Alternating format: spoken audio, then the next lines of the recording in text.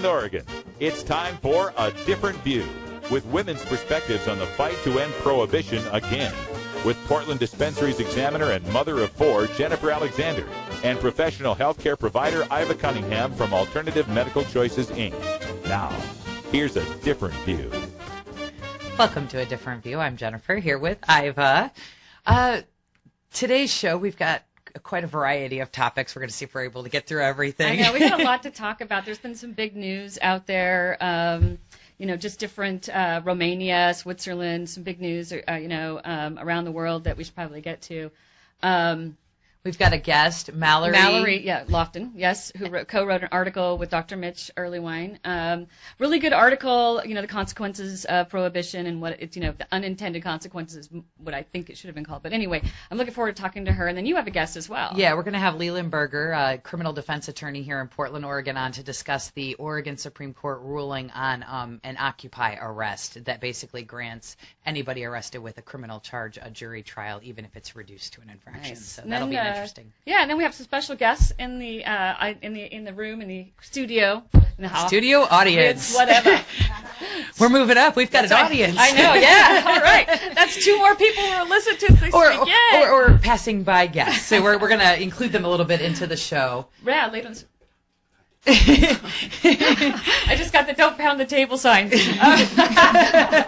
got Stoney and Snap in the audience here. That's right. How are you, ladies? You've had a long trip across the country. We're feeling good. It's harvest season, so you have to be in high spirits. That's right. I love that. And then we're going to wrap up and talk a little bit about women losing their children. This is kind of a recurring trend on our show over marijuana criminal charges. More women. And then also, on that note, I want to talk a little about women in the movement. Yeah, in the industry itself. Yeah, in the industry itself. And hopefully you ladies can, give us a couple of your, your experiences. Or thoughts. Yeah, join us on that conversation for sure. All right. So we should take a quick break, and then we'll be back with the news. You're listening to A Different View.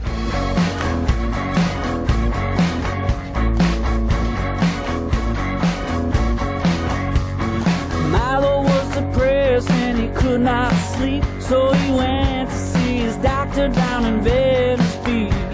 The doctor, he told Milo, son, I'll write you some pills, but Milo had in mind something more of a thrill. So he asked the doctor about keeping it green. Now he's down there at the dispensary.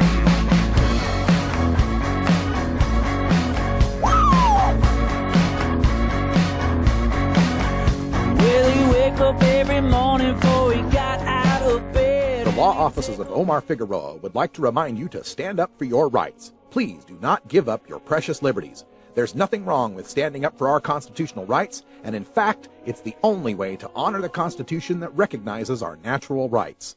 Treat law enforcement with respect, and respect the Constitution by standing up for your rights. If you are detained or arrested, stand up for your rights by repeating, I respectfully invoke all my legal and constitutional rights. I do not consent to any search and seizure. I want to remain silent, and I want to speak to my attorney, Omar Figueroa. Omar Figueroa has more than a decade of experience in federal and California courts and graduated from Yale University, Stanford Law School, and Trial Lawyers College. Please contact the law offices of Omar Figueroa at 415-489-0420 or 707-829-0215 or on the web at www.omarfigueroa.com. Hey, tokers and tokettes, Radical Russ here to introduce you to my friend Matt and all the staff at Lush LED Lighting. Growing plants indoors can be a rewarding hobby, but electricity bills can go through the roof. Then you have to cool down all those big hot lights. It can drive a grower insane. With Lush LED Lighting, you can solve many of these issues and double your rewards. If you thought LEDs were meet the tech of today, Matt and his scientists have developed the perfect light for flowering plants with far less cost and heat. And the results? Let's just say I appear at a lot of events with the masters of indoor horticulture, and the harvests I saw from Lush LED Lighting were big, tight, sticky, and very effective. Check out LushLEDlighting.com right now and tell them Radical Russ sent you. Double your rewards and lower your expenses with Lush LED Lighting.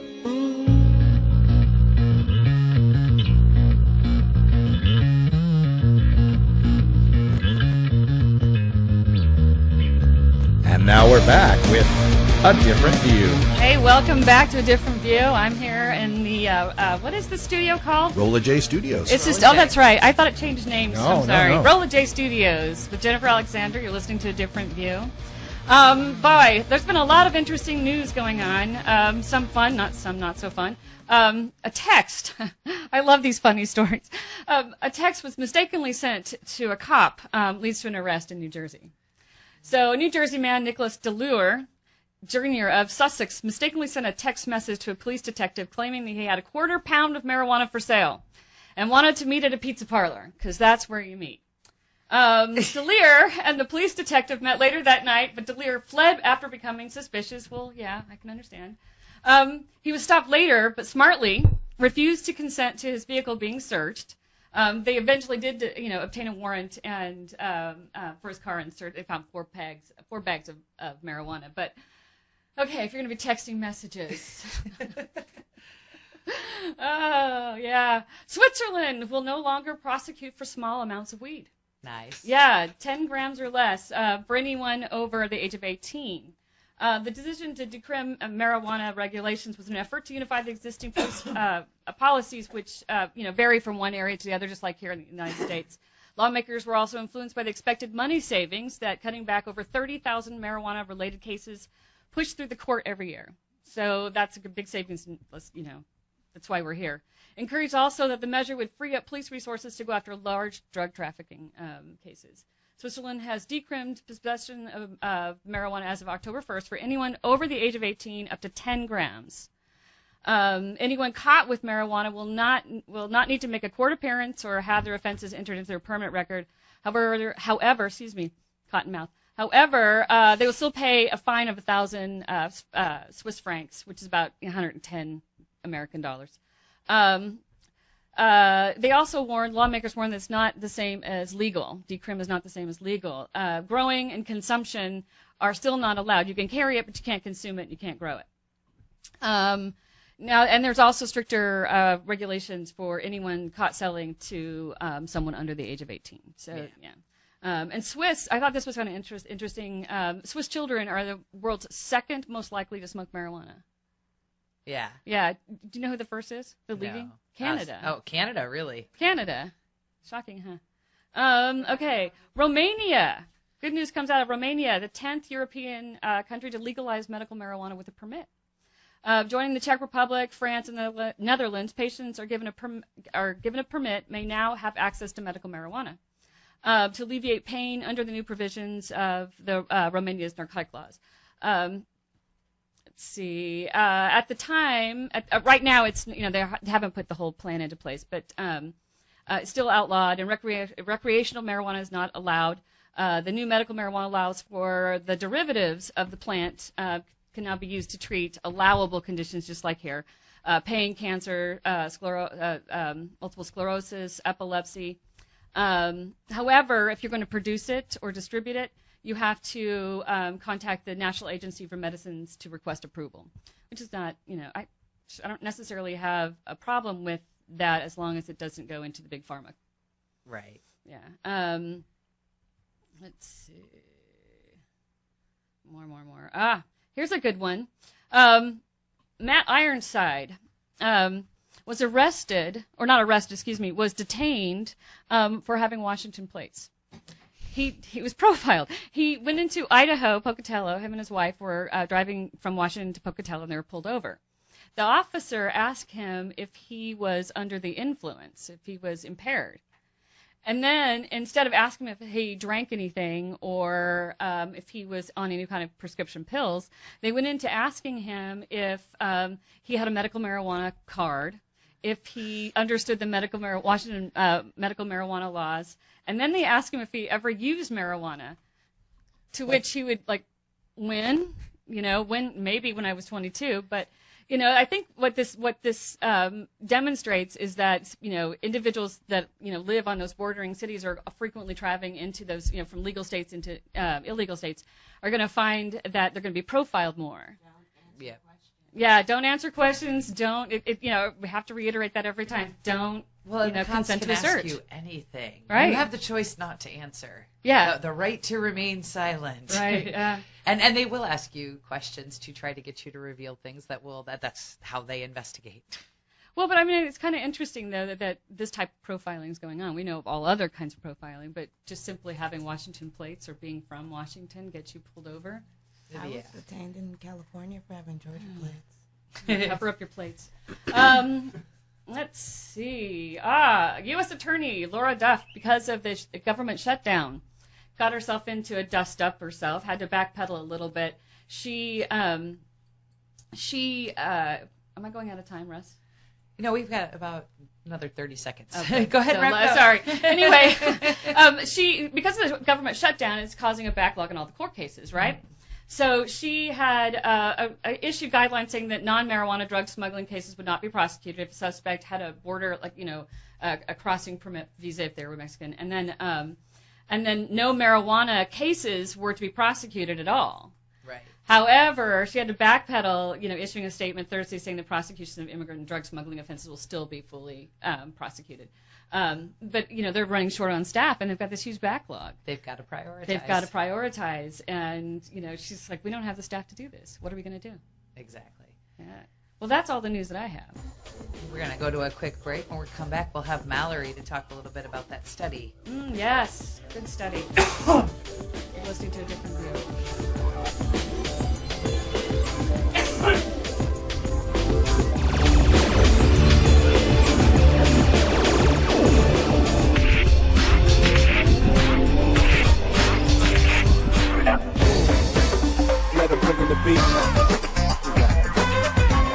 Adam Hand of Handmade Apparel produces quality custom designs for t-shirts, hats, and other apparel. Handmade Apparel is the official design shop for 420 Radio, The Russ Belville Show, Ganja John, and Cascadia Concentrates, among many clients who rely on Adam Hand for everything from short-run custom projects to full-run clothing lines. Adam's meticulous designs are individually crafted and screened in vibrant high-definition color. Visit handmadeapparel.biz to browse the selection of handmade gear or to get a personal quote for your own designs. Handmade Apparel, a proud supporter of 420radio.org.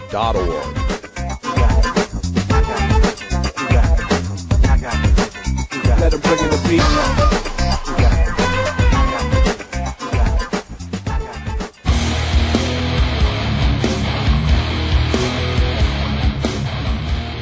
You know Herb Thrasher from the Herb Thrasher Flower Hour.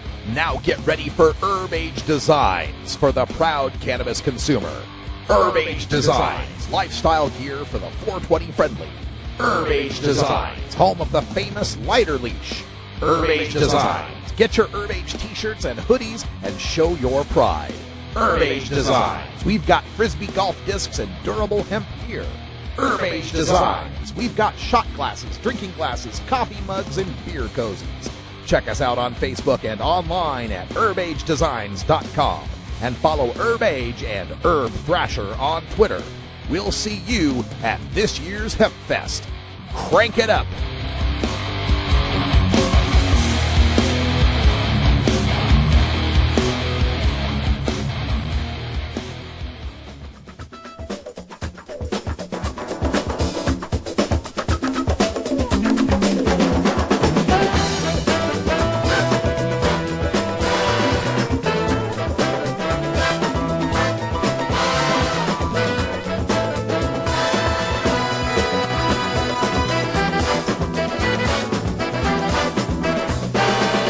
That's right. It's Big Daddy spinning the stacks of wax all night long over at the Funky Roller Rink, baby. Come on by.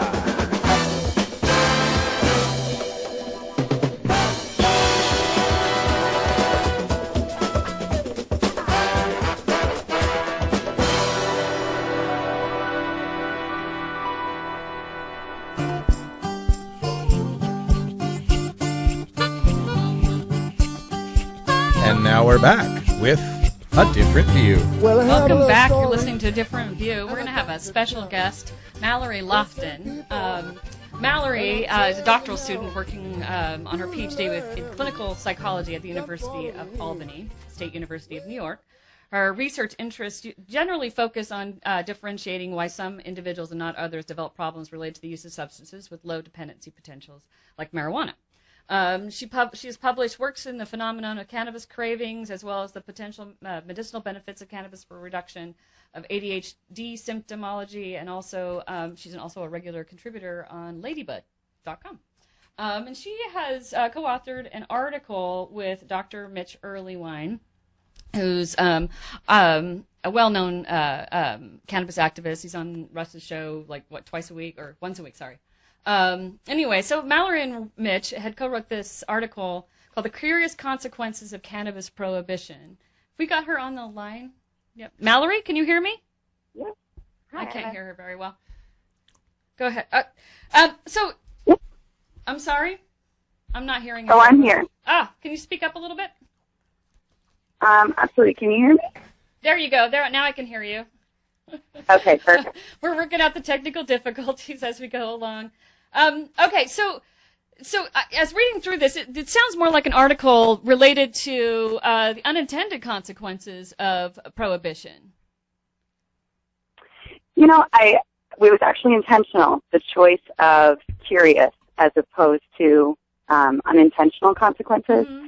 And that's because what we're talking about is consequences that maybe weren't originally motivating factors for when the United States actually drafted policy for prohibiting marijuana, but they're consequences nonetheless. Mm-hmm. And they're ones that might actually be currently motivating why a lot of folks in the U.S. continue to vote for legislation that restricts the use of marijuana.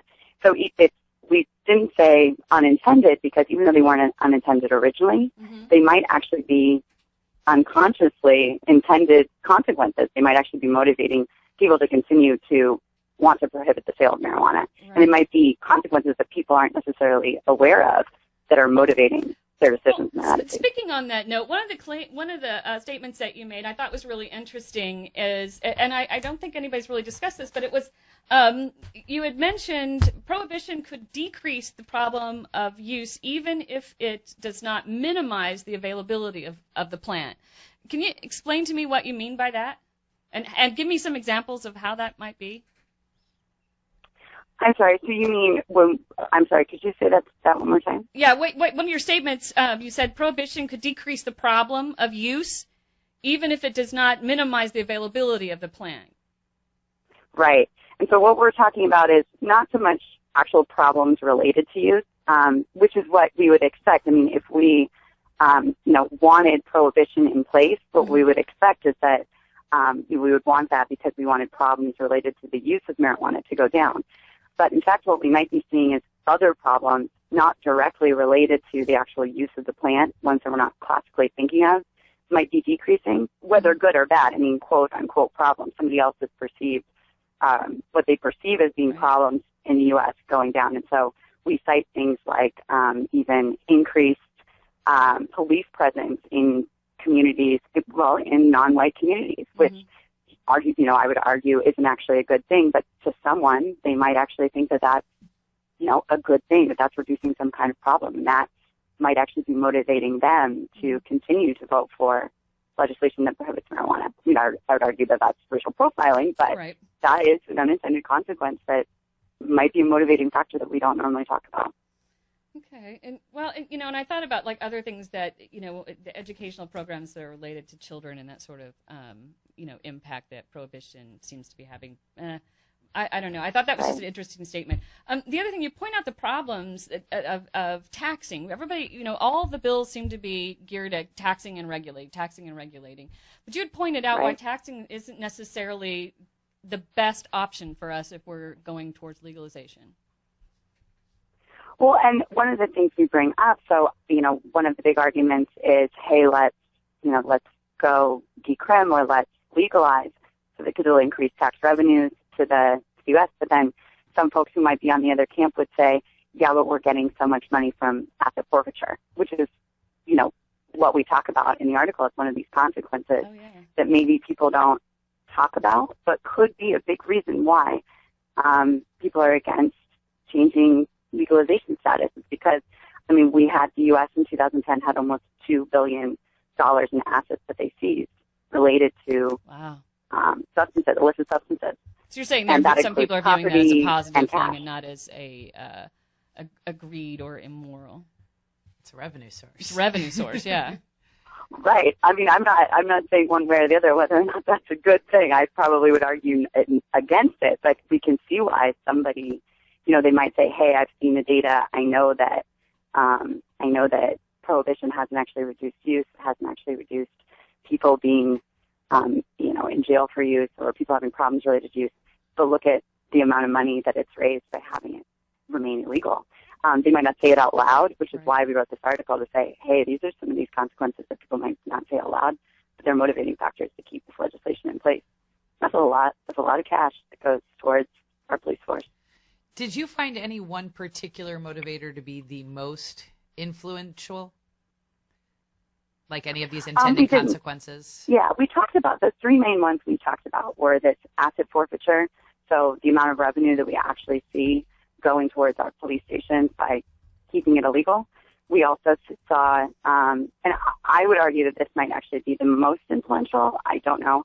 What we were talking about is what is really going on in the minds of folks who are voting for this legislation. You know, when they are given all this data to say it doesn't work, prohibition doesn't work. Why are people still voting to keep it illegal? Mm-hmm. And one of the things we talked about was this increased police presence in some of our low SES communities. Because we do see that non-Hispanic whites, they are, at least in New York City, they only represent about 15% of arrests for marijuana-related arrests, even though they're the majority. They actually are the majority of cannabis users. And we see 52% of blacks in New York City who represent the arrests in the city. And so that right there, it has a very strong racial undertone, but it seems to be a motivating factor. This idea of having more of a police force, more arrests targeted in specific communities, you have more of a presence there. And then the third that we talked about, the third kind of serious consequence, was actually an increase in potency in THC over the last 10 years. And what we found is as each year, as the number of arrests related to cannabis seizures increased, the following year we would actually see an increase in potency of THC. So that you could argue either way whether or not that's a good thing or a bad thing, depending on who you're talking to, whether you're talking to a cannabis user or not. But that does seem to be one effect, and it's similar to what we saw, you know, when alcohol was prohibited. Right. You know, you couldn't carry around big tumblers of beer. It was a lot easier to sneak in whiskey, which had a higher, more potent. We talked a little bit about that last week too, about how it's also that higher potency is increasing or decreasing the size of gardens, because most cannabis consumers smoke till they're stoned and then they put it down. So if the potency is higher, they're going to be smoking less, therefore less need for large garden. So I have one brief question, another interesting point that you pointed out in your article, which I guess I wasn't really aware of, and I never thought about this, but you had mentioned teens, had commented that they had less violence with drugs or less incidents of criminal activity, against them while they were using drugs during the period of their lives where they were using drugs. Mm-hmm. Yeah, so that was some of the longitudinal studies that we look at. So one kind of consequence of prohibition is we know that teens are 2 times as likely to be arrested for cannabis possession as somebody, say, in their 20s. And for some people that might be seen as a good thing, because then you have, we're catching them early, arresting them early, supposedly deterring them for future use. Right. But actually, when we tracked those teens longitudinally, the ones who weren't arrested, the ones who used cannabis when they were in their teens, and then went on and desisted later, didn't actually continue to use. It was at those time periods when they were using where we actually saw violent crimes at a lower rate. We don't know why. It's a kind of a strange inverted correlation with not a lot of explanation, but it's definitely counter to, I think, what a lot of people assume when they assume that by arresting, teens for use, that being a good thing or not. Right. I was really surprised to learn that. Well, Mallory, I want to thank you for joining us today and discussing the article. if you could send me a little information so I can post that on our Facebook page and send that to Twitter so more people can read the article and become familiar with it. Absolutely. All right. Thank you so much. We're going to take a quick break, and then we'll be right back. Okay, thank you. Thank you, Mallory. That's just how we roll. That's just how we roll. That's just how we roll. I'm Radical Russ Belville, and I want to thank you for listening to 420 Radio. We couldn't survive without you and our sponsors, and I'd like you to check out one of our prime sponsors, the National Cannabis Coalition. I've been working with NCC since June of 2012, and I'm proud to be part of the team they have assembled. National Cannabis Coalition is building the partnerships with reformers, lawmakers, and industry we need to be successful. Visit the National Cannabis Coalition website at nationalcannabiscoalition.com or the easier-to-remember ncc420.com. That's where you'll get the exclusive first look at my radical rants, as well as informative articles from the nation's top cannabis pundits. Visit ncc420.com today, and if you have your phone handy, text Russ to 420-420 to support NCC and 420 Radio. It's a free text message that helps us help you end adult marijuana prohibition. Learn more at ncc420.com, and thanks for supporting independent marijuana legalization public radio.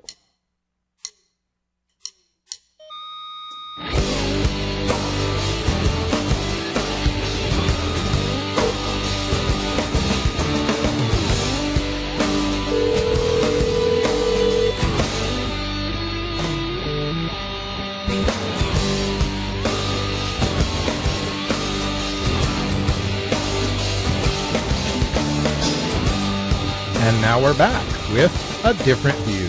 All right, welcome back to A Different View. Thanks for sticking with us on this Sunday at 2 o'clock. There's other things going on, or it's at 2 o'clock Pacific time. Yeah. Nobody knows where we're at, Iva. Anyway, so, one of the things that we'd like to talk about and bring attention to is, more women in the movement. And, I've been to many different events and that sort of thing. It always seems to me that men outnumber the women. 3-to-1, in some places 4-to-1, and not just in activists, but in business, especially in business. Yeah. And as being a previous owner of a business in the marijuana movement, I can tell you that it is very heavy-handed as far as men in the movement. I mean, I don't mind that, but I would like to see more women in the movement. Women offer a different perspective. I'm sorry. I've got Lee hanging on the line. Okay. I called him. Was this his segment? Oh, this wasn't, but we could do I was Lee's gonna say, segment. I feel bad now because I made the mistake, so swap. Yeah, let's talk to Lee, because I know Lee's really busy this weekend, and I didn't want to hold him up too long. So we'll come back to the women's segment. All right, we'll do that. We're rolling with it. My bad. The part with Lee, let me introduce this really quick. Preference for businesses and for judges are women, actually. And the exciting news this week is that a woman lawyer that I trained, who's now a judge, was mandamus by the state, and her ruling was affirmed by unanimous Oregon Supreme Court. So I feel pretty good about that. Awesome. Beautiful segue there, Lee. Thank you. Thank you, Lee. So yeah, we were going to talk to you about that Oregon Supreme Court ruling that you just described, and to summarize really quick what it does, it requires that if you're arrested on a misdemeanor charge, that you get the rights inherent in being arrested, right? Do you want to summarize that a little better in legal? It's a little more complicated than that. I mean, there were two cases before the court. One was this mandamus case, which involved Judge Cheryl Albright here in Portland, has been supervising all of the Portland Occupy cases. And, there is a cadre of lawyers that are principally organized now by a lawyer named Stu Sugarman through the Lawyers Guild, which has over the last, 3 decades made sure that when people got arrested for protesting on progressive causes that they were represented by counsel. And we have, particularly over the last decade or 15 years, been arguing that if you get arrested and you get charged with a misdemeanor, the fact that it gets reduced in court to a violation ought not deprive you of the constitutional rights you have when you're charged with a crime, which includes the right to a jury trial, the right to have counsel appointed if you can't afford a lawyer, and the right to have your case proven beyond a reasonable doubt. Right. Instead of having it proven by a preponderance of the evidence, having only the right to a court trial, and not having the right to appointed counsel. And historically, we've had some small gains and then some setbacks, and the issue kind of got tossed around a little bit in the Court of Appeals, but around particularly on the standard of proof issue over the years. But what happened in the Occupy cases is that Judge Albright, who's just really bright, thoughtful woman, she grew up in Baton Rouge and was a reporter before she came to law school out here, and was a criminal defense lawyer before she became a judge. And Judge Albright kind of made a distinction between the seriousness of the misdemeanor that was reduced, focusing on the penalty for the offense even after it was reduced as a violation.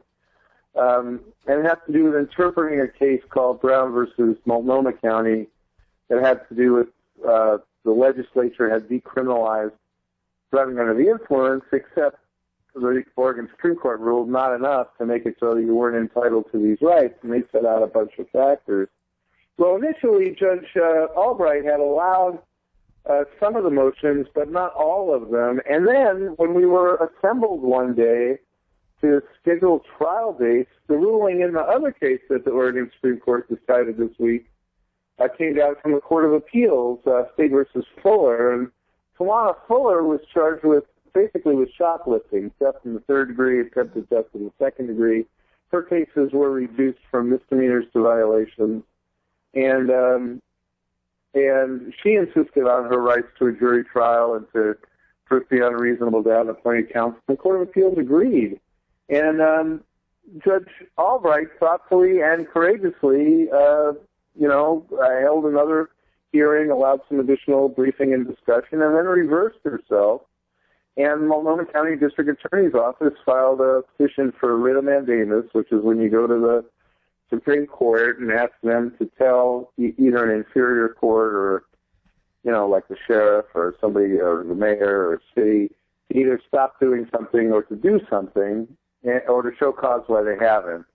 And the Attorney General, takes over the case and filed a brief.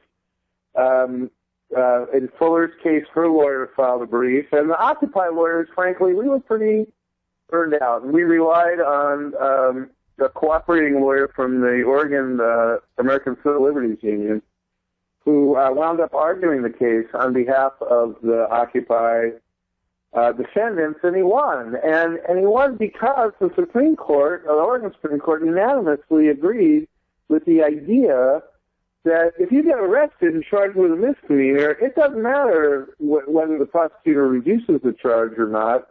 You're entitled to a jury trial, proof beyond a reasonable doubt, and appointed counsel. And it's just a huge win for protesters, I think. And I'm pretty excited about it, frankly. And I'm honored, frankly, also after 3 decades to have been a part of a cadre of lawyers that has been successful at expanding the jurisprudence that protects the right to peaceably assemble and protest in Oregon. So, this is not our first win in the Oregon Supreme Court. And the really good news is that there are a lot of young, newer lawyers who are very excited, very energetic, very bright and talented. And so we can expect this trend to continue in Oregon. So really quick, we're going to be wrapping up, but just one last thing here. So the police in these protesting scenarios often use the arrest strategy to sort of disperse the protesters. They'll arrest various people in order to encourage everybody else to leave, but then later on they reduce these charges. What impact do you really think this is going to have on protesters if you had to foretell the future. Well, I don't know that police arrest without probable cause, because if they do, then they're liable civilly in a lawsuit. So, I mean, they have to have probable cause that you committed a crime to arrest you. They can't just arrest you as a means of dispersing you. I think what is going to happen is, kind of unfortunately, is that the cases are at least going to start out as misdemeanors, and there's going to be jail time unless, prosecutors make the conscious decision to, either not prosecute or apply some other. It really, at the end of the day, comes down to cost savings. And what's true about what I understand the law enforcement and prosecutors are saying is that this ruling is going to make things more expensive. And I think what's going to happen is that the legislature and the prosecutors are going to have to come up with different schemes to save money. And in the Portland cases, I remain hopeful that it will result in the dismissal of the remaining Occupy cases, rather than requiring jury trials on each of them. Absolutely. I think that's the end goal for those protesters, for sure. Well, I thank you for taking time out of your busy weekend. I know you have court tomorrow, so I appreciate you taking this time with us. And you betcha. And good luck with court tomorrow, and thank you for being on A Different View. We'll be back in just a minute after a quick break.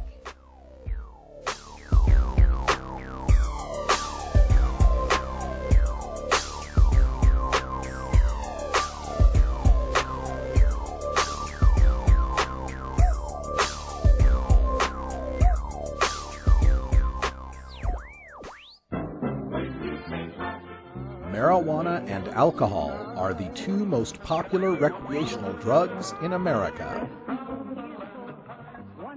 Marijuana smoking is non-toxic, relatively safe, and has a low risk of dependence.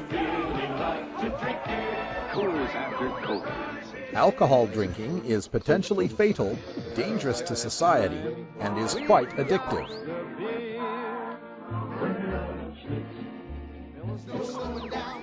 Marijuana is safer, so why are we driving people to drink? That's the question of the new book, Marijuana is Safer, So Why Are We Driving People to Drink? By Paul Armentano, Mason Tvert, and Steve Fox. Visit Amazon.com or ChelseaGreen.com today to order your copy of Marijuana is Safer, or visit MarijuanaIsSafer.com. What makes something funny? How does humor impact health and psychological well-being? How can you incorporate humor into everyday life? A concise, reader-friendly introduction to an important but often underappreciated topic in modern psychology, Humor 101 explains the role of comedy, jokes, and wit in the sciences and discusses why they are so important to understand. Psychology professor Dr. Mitch Earleywine draws from his personal experiences in stand-up comedy to focus on how humor can regulate emotion, reduce anxiety, and diffuse tense situations, expose pretensions, build personal relationships, and much more. He irreverently debunks the pseudoscience on the topic of humor and leaves readers not only funnier, but better informed. It's part of the Psych 101 series from Springer Publishing, Humor 101 by Dr. Mitch Earleywine, Ph.D.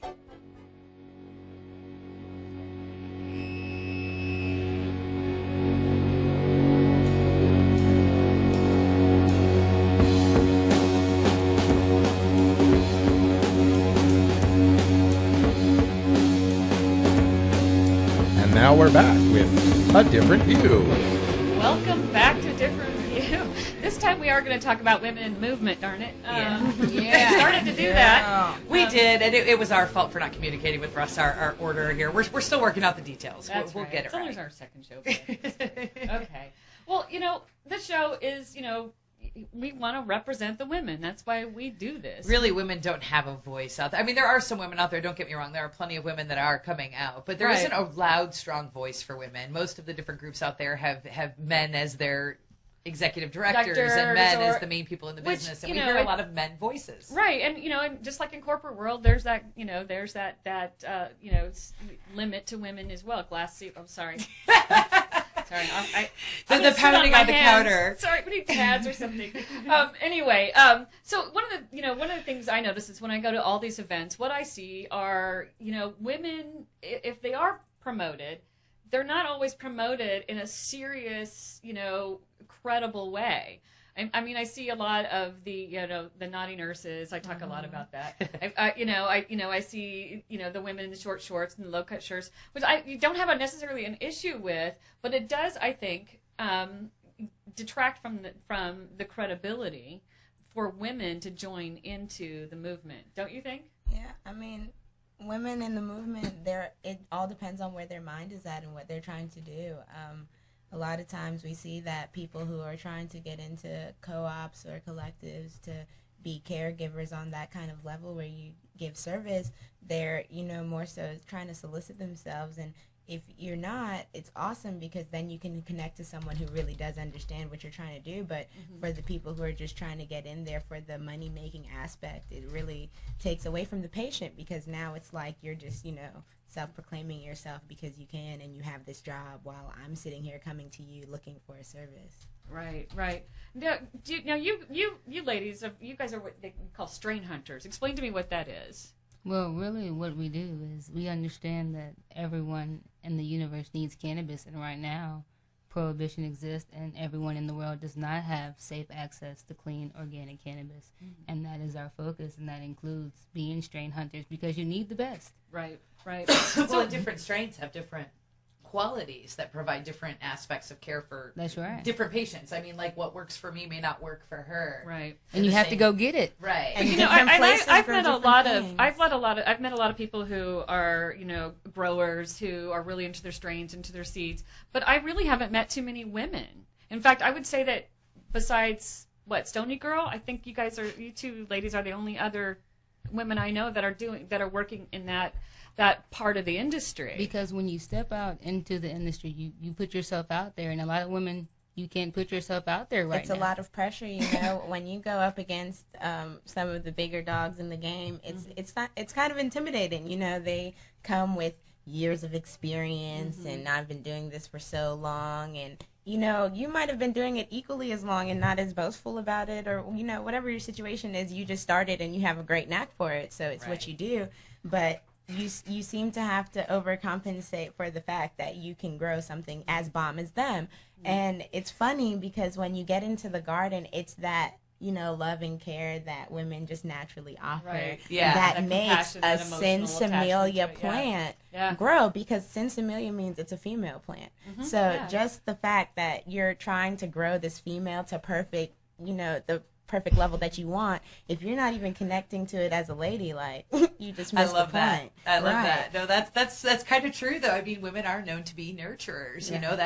That's part of what's inherent in being a woman, whether it's a sexist thing or not, because it's just women are the ones that give birth. Well, they bring life. I think we're emotionally driven. We know that plant's going to go to somebody to take care of them. We want to baby that plant. We want to foster that plant. Right. Gardening is very much a connection to the earth.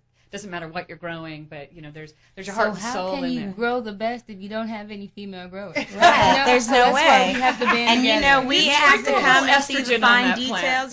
There's so much in it. Girls who grow. We are out there. It's an underground of girls who work with each other. I'm meeting more and more women, master gardeners. A lot of other women that are involved. But one of the questions I want to ask you is because there have been some women who've complained. Being dispensary owners or clinic owners, they've complained about, some sexual harassment or even trimmers, being required to go topless or, been harassed and even withheld wages. I mean, it goes on and on and on. When you go into the trim zone, it can be any kind of setup. I mean, there's indoor, there's outdoor, and a lot of times because of the situation in this country, like you're not always growing in the most secure, the most comfortable premises just because you have to be secure.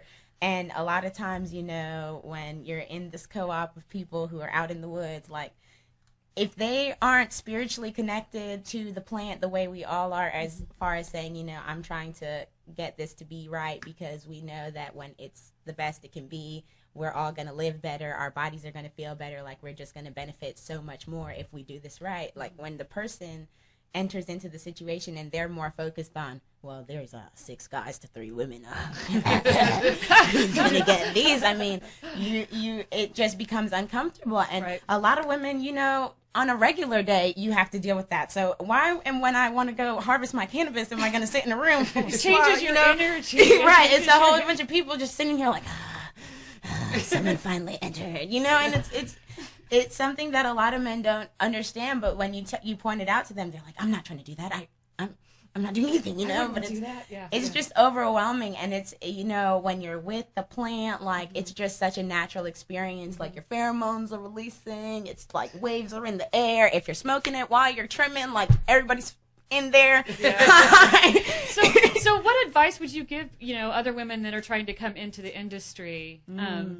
Can we each give like an advice? Yeah, just to be careful. I mean, you know, what advice? Because I know there's lots of women that are like, I'd love to trim it. Tell me what you would advise them. The number one thing before you go trim anywhere: do not get caught slipping. Security, security, security. Always be around.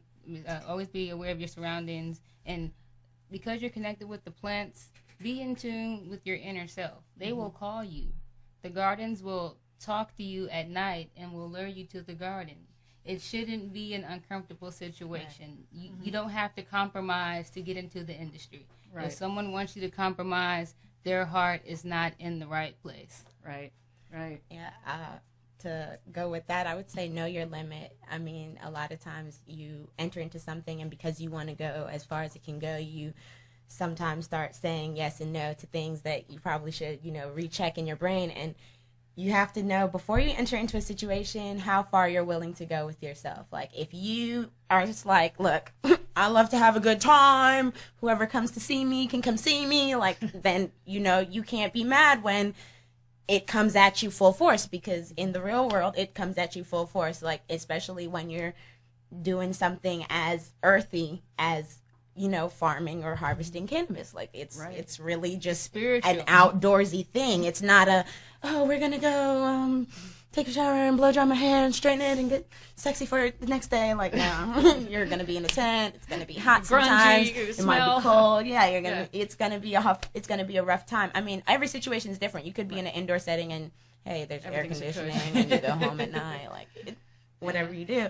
But just know that if you don't know where you say no, and if you don't understand when someone is trying to pull a fast one on you, and you think it's just flirty and cool, and that's your mind, don't let them hold the medicine over your head. It's hard for a woman. You're in pain, and it's hard to find medicine. Don't let anyone hold that trim job and over that's your what head. we are finding more seriously. People hold cannabis over your head to see how far you'll go, because when you're on a level of I feel pain every day and this is my medicine, like, you telling me that you have medicine for me is going to make me want to help you to get to that next point. But when it starts to be when are you going to ask me for some more? And do you need some now? Well, maybe I'll roll up a joint, but I've got to go do this, and that. But I'll be back. You know, like, it shouldn't be like that, especially when there's so much abundance in the land. So if you ever find yourself in a situation where you enter in trying to trim, and it's harvest season, so it's going to happen frequently, but you enter into the situation and people are trying to, you know, linger shit over your head and walk away. Right. Just walk away. I was going to say, one of the things that, you know, if I were going to, recommend any woman get in, you know, in the movement or in, you know, in any aspect of it, get educated so that you know when to say no. Because I think a lot of times people get talked into stuff that isn't legit. And somebody has, like, this is that, and just get educated. I would recommend that for anybody. Get educated about the laws, know your rights, know what to say if you have an encounter. Know what cannabis is, like, know what the plant is. Treat it like it's a job if you're going to be there. Treat it with respect if you're going to be an activist. You know, those things are really important. And if you're going to be in, like you said, know when to say no and say no if it doesn't sound right. Or walk away. Like, walk leave. Away, yeah. The money isn't worth it. Find us. Yeah. And call. Just send out a back call. Say, You're Snap Moscone appear. You're not alone. I will Find fix the situation. I promise. Find your any sisters. single one. I think that you guys present like a different voice to that. I think that a lot of people don't realize, you know, some of the hardships that people face in acquiring cannabis. Even here in Oregon, where we always, like, oh, anybody can get high is kind of the mantra, Yeah, but because, there's prohibition, there are all of these manipulations of people. Right. And I know a lot of people have gotten stuck in some really messed up situations that they thought would be just a normal exchange. Ouch. Anyway, they like you here in Oregon, you appoint somebody to be your grower, and if you appoint somebody and then they don't give you the marijuana that they've grown for you, you don't really have any recourse. You're in a bad situation, and that happens to people all the way through, from this patient-grower relationship to the black market relationship, that occurs in states that don't have the medical marijuana, and everybody's kind of put in the same situation where it is a manipulation, and that's part of why we need to end prohibition, because that isn't right. Everybody should be free to grow, everybody should be. I shouldn't feel like I need to depend on someone else for my cannabis because I don't feel comfortable growing in my space because someone's going to kick down my door. That's not fair, especially when I know I grow the best. But I think there's a certain amount of shame that goes on into the movement, and why women they still have that shame factor, like, oh, I don't want to discuss it, because some of the things that I've noticed about my own behavior is that I've smoked with a lot of men and a handful. Now I know a lot of women smokers, but my situation is unique. Because in the beginning, it was always introduced to me through a man. Always brought to me through a man. If I was out at a party, the guys had it, the girls didn't. You know what I mean? It was that kind of thing. And I always thought that just because dudes don't like to sell to chicks, I don't know. But I think when we come back, we're going to talk a little bit more about that aspect of women. I have a quick story that I've only got the highlights of, but to provoke the conversation of where you're taking that. We're going to take a quick break. You're listening to A Different View, and more with women and marijuana in a minute. Punishments from things done wrong make you do sometimes. You do what you do, thinking what you do will pass somehow. Baby, look at me now. I've got these walls around me, so tell me how you found me. Thought I'd never see your face. I'm Sub Cool from Team Green Avenger. At TGAgenetics.com, we are working on the leading edge of medical strains.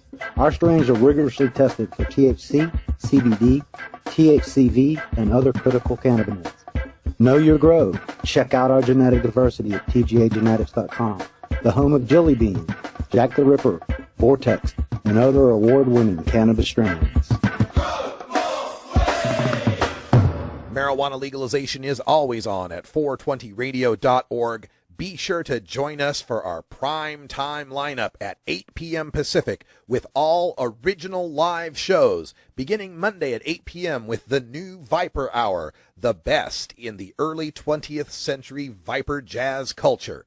On Tuesdays, we have Thrasher Sports at 8 p.m. with Radical Russ and Herb Thrasher discussing the latest sports news from the weekend and its intersection in the world of drugs. On Wednesdays at 8 p.m., it's Red Eyes Reggae Flashback with Brian the Red, the best of deep tracks from real reggae. Thursdays at 8 p.m., the latest episode of Big Daddy Fink's Funky Roller Rink, the best in R&B, soul, and disco from the 70s. And on Friday nights, live at 8 p.m., the Herb Thrasher Flower Hour, 2 hours of rock and metal, right here, live on 420radio.org.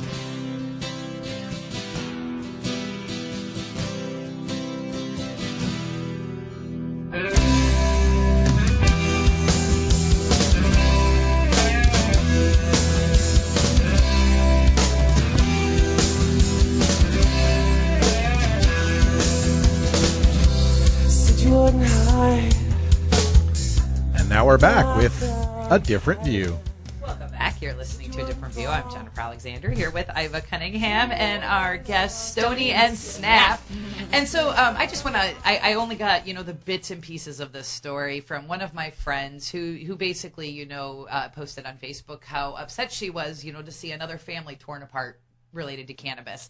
And so after probing a little bit and finding out a little bit more details of the situation, the highlights are that due to a cannabis charge from years ago, 10, 15 years ago, sometime long ago, She was arrested this past weekend and put into jail. Now, it could have been missing a court date. It could have been failure to comply with some probation. It could have, who knows what it was. She's still in jail currently.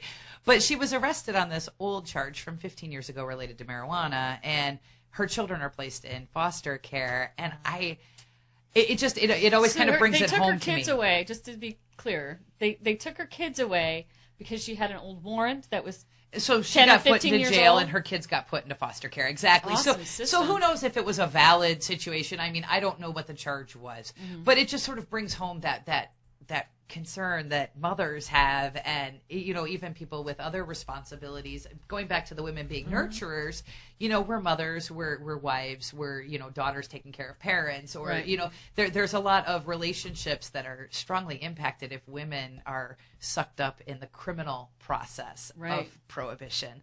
And I think that keeps a lot of women from speaking out. That keeps a lot of women from being open about their use. Absolutely. I think it even goes so far as to encourage them to vote against their own best interest because they're afraid somebody might know how they voted. I mean, it changes really does have the a lot to entire do with that conversation. shame that we were talking about earlier. Is that you lose your kids to something like marijuana. People immediately go, "Oh, can't you just stop smoking pot? Oh, you stupid pothead! You lost your kids for pot." I mean, even the general public demoralizes it or demeans it in a way that you lost your kids for pot. You know what I mean? Like, clearly the pot was a problem because you went so far to sacrifice your children. Is how it's portrayed. Right. But in many cases, it's not that way. Well, and in this case, this woman, the children, this warrant probably happened prior to her children. Right. So she didn't have kids then. And now it's impacting their life today. Exactly. That doesn't make any sense. Right. And to me, that's just more overreaching by CPS. Exactly. But I think that there is a point where women get to that point where they're like, forget it. I'm tired of living ashamed. I'm tired of living in the closet. I use cannabis and it helps me a lot. And Moms for Marijuana is a great group. Cheryl Schumann talks about how marijuana has helped improve her life. I mean, all of us women who are in this movement will tell you that, look, I use cannabis because it actually improves my life, and it makes me a better mother. So why should I be ashamed anymore? And then they become passionate about it. And once the bug bites you, it bites you. And I think really for most women, it is when their children are seized. It is when their husbands are arrested, when their parents are arrested. When they're dragged out of bed in the middle of the night. That's when they start to speak up, is when it has invaded their home. Right. And we were talking we've only got a couple of minutes before we wrap up the show, but if you guys could just briefly talk a little bit. You said there's a lot of people with children, involved in. It's simple. When you know that your child is sick because this is your child, and you know that there is cannabis that will save your child. You will go to the end of the earth.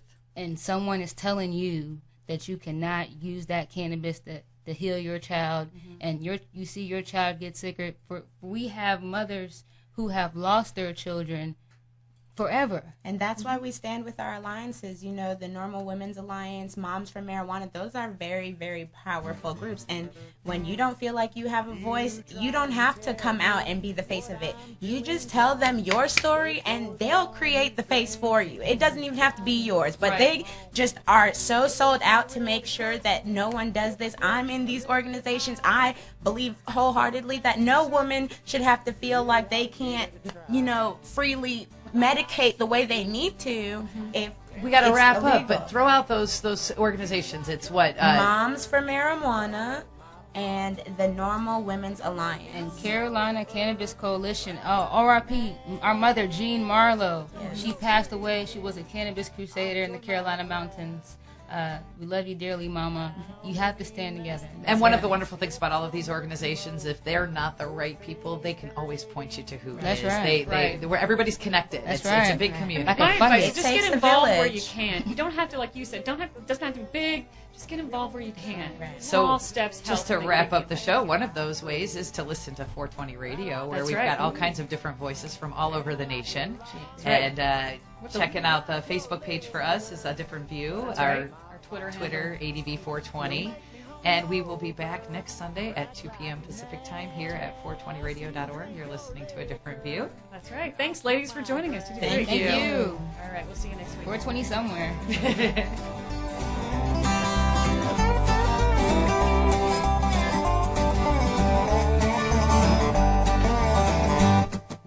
So there, Mr. DUI, who do you think you are? You breathe into a breathalyzer just to start your car. Instead of blowing out, you could have been sucking in. I bet you'd do things my way now if you had to do it over again. You'd like to smoke weed, and you'd like it a lot. But you'd say fuck liquor, I'd rather smoke pot. It don't make me hungover or act like an ass. You ought to give up drinking, start smoking grass. You ought to give up drinking, start smoking grass.